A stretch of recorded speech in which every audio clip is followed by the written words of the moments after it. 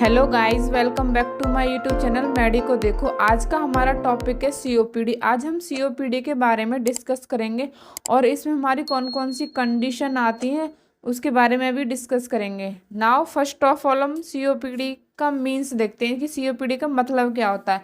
COPD is chronic obstructive pulmonary disease. COPD एक chronic obstructive pulmonary disease है। मतलब कि क्रॉनिक मतलब कि बहुत ही पुराने टाइम से हो, काफ़ी टाइम से कोई डिजीज़ हो। ऑब्स्ट्रक्टिव मतलब कि जो हमारे एयरवे होते हैं वो ऑब्स्ट्रक्ट हो जाते हैं। पल्मोनरी मीन्स लंग्स, एक लंग डिजीज़ है। COPD is a disease state characterise by air flow limitation that is not fully reversible.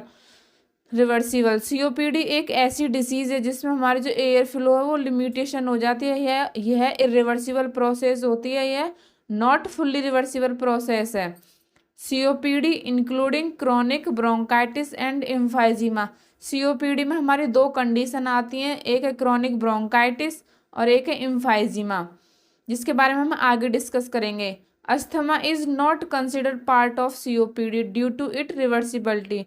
Asthma एक हमारा सीओपीडी का पार्ट नहीं है क्योंकि यह एक रिवर्सिबल प्रोसेस होती है। पहली कंडीशन है हमारे सीओपीडी की क्रॉनिक ब्रोंकाइटिस। ब्रोंकाइटिस मतलब कि हमारे ब्रोंक्यूल्स में इन्फ्लामेशन होना।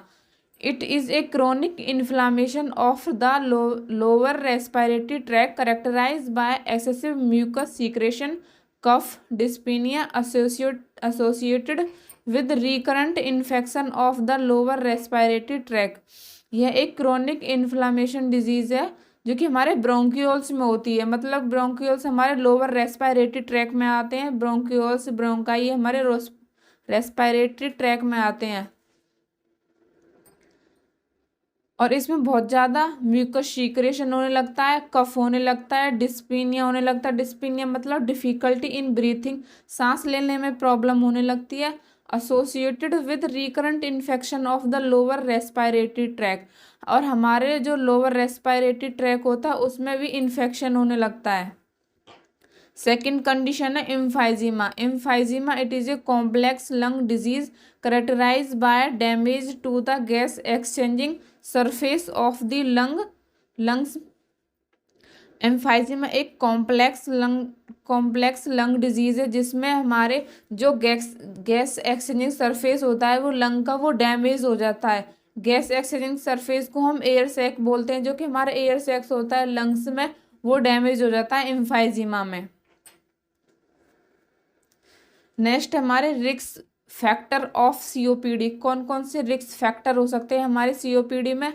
एक्सपोजर टू तम्बाकू, बहुत ज़्यादा तम्बाकू का यूज़ करने से भी सीओपीडी हो सकता है। पैसिव स्मोकिंग करने से भी हमारे सीओपीडी हो सकती है। एयर पॉल्यूशन की वजह से भी कंडीशन हो सकती है, मतलब कि बहुत ज़्यादा एयर पॉल्यूशन हो। ऑक्यूपेशनल एक्सपोजर मतलब कि कोई इंडस्ट्री या कंपनी या फैक्ट्री में केमिकल्स वगैरह का यूज होता है, उसकी वजह से भी कंडीशन हो सकती है। Genetic abnormalities including deficiency of alpha 1 antitrypsin enzyme. यह एक जेनेटिक एबनॉर्मलिटी कंडीशन भी हो सकती है, मतलब कि जो हमारा अल्फा 1 एंटीट्रिप्सिन एंजाइम होता है उसकी कमी से भी हमें ये कंडीशन हो सकती है। और अस्थमा की वजह से भी हमको सीओपीडी की कंडीशन हो सकती है। नेक्स्ट है पैथोफिजियोलॉजी ऑफ सीओपीडी। फर्स्ट है infection of other risk factor. हमारे लंग्स में कोई भी इन्फेक्शन या एनी कोई रिस्क फैक्टर है तो उसके बाद इन्फ्लामेशन अकर इन ब्रोंक्यूल्स ट्यूब्स। उसके बाद हमारे जो ब्रोंक्यूल ट्यूब्स होते हैं उसमें इन्फ्लामेशन हो जाती है। इंक्रीज म्यूकस सीक्रेशन, बहुत ज़्यादा जो म्यूकस सीक्रेशन होता है वो इंक्रीज होने लगता है। स्वेलिंग एंड एक्सेसिव म्यूकस, और इसमें स्वेलिंग आने लगती है और बहुत ज़्यादा म्यूकस सीक्रेट होने लगता है। ब्लॉक द ब्रोंक्यूल ट्यूब्स, जो हमारे ब्रोंक्यूल ट्यूब्स होते हैं वो ब्लॉक हो जाते हैं, बंद हो जाते हैं, जिससे कि एक ब्रोंकाइटिस कंडीशन बन जाती है जिसमें पेशेंट में अनेबल टू ब्रीथ इजीली, जिसमें कि एक ऐसी कंडीशन हो जाती है कि जो हमारा पेशेंट होता है वो इजीली से ब्रीथ नहीं कर पाता। इसके बाद if inflammation remain for long time, जो इन्फ्लामेशन होती है वो बहुत लंबे समय के लिए हो जाती है। इसके बाद इट में डिस्टॉय द एल्वोलाई टिश्यू, जो हमारे एल्वोलाई टिश्यू होते हैं वो डिस्टॉय हो जाते हैं, वो डैमेज होने लगते हैं, जिससे कि एम्फाइजीमा एक कंडीशन होती है वो डेवलप हो जाती है हमारे लंग्स में। और एम्फाइजीमा और ब्रोंकाइटिस को मिला करके जो हमारी कंडीशन डेवलप होती है लंग्स में वो सीओपीडी बन जाती है। नेक्स्ट है सिम्टम्स ऑफ सीओपीडी। क्या क्या सिम्टम्स आने लगते हैं हमारी बॉडी में? डिस्पीनिया, डिस्पीनिया मतलब डिफ़िकल्टी इन ब्रीथिंग, हमें ब्रीथिंग लेने में बहुत ज़्यादा डिफ़िकल्ट होने लगता है। क्रोनिक कफ, बहुत ज़्यादा क्रोनिक कफ प्रोड्यूस होने लगता है। क्रोनिक स्पूटम प्रोडक्शन, और जो बहुत ज़्यादा क्रोनिक स्पूटम है वो प्रोड्यूस होने लगता है हमारे लंग्स से। इसमें कुछ अदर क्लिनिकल फीचर है, जैसे कि व्हीजिंग साउंड, ये हमारे लंग से सुनाई देती है जब हम सांस लेते हैं। नेक्स्ट है चेस्ट टाइटनेस, हमारी चेस्ट जो है वो बहुत ज़्यादा टाइट हो जाती है। वेट लॉस होने लगता है। रेस्पिरेटरी इन्फेक्शन हो जाता है, हमारे रेस्पिरेटरी सिस्टम में इन्फेक्शन होने लगता है। और बैरल चेस्ट हो जाती है, जो कि एक डिफॉर्मिटी होती है हमारी चेस्ट की। इसमें हमारा जो चेस्ट का साइज है वो चौड़ा हो जाता है, एक्सपेंड हो जाता है। नेक्स्ट फैटीग होने लगती है, हमें बहुत ज़्यादा वीकनेस और थकावट हो जाती है हमारी बॉडी में। नेक्स्ट इसके कुछ कॉम्प्लिकेशन है सीओपीडी के, जैसे कि रेस्पिरेटरी फेलियर, ये एक सीरियस कंडीशन होती है जिसमें हम खुद से सांस लेने में बहुत ज़्यादा डिफ़िकल्टी होती है हमें। नेक्स्ट इसमें निमोनिया और रेस्पिरेटरी इन्फेक्शन। निमोनिया एक इन्फेक्शन कंडीशन है जिसमें जो हमारे एयर सैक है वो इन्फ्लाम हो जाते हैं। नेक्स्ट है पल्मोनरी हाइपरटेंशन, इसमें हमारे लंग हाइपरटेंशन में हो जाते हैं।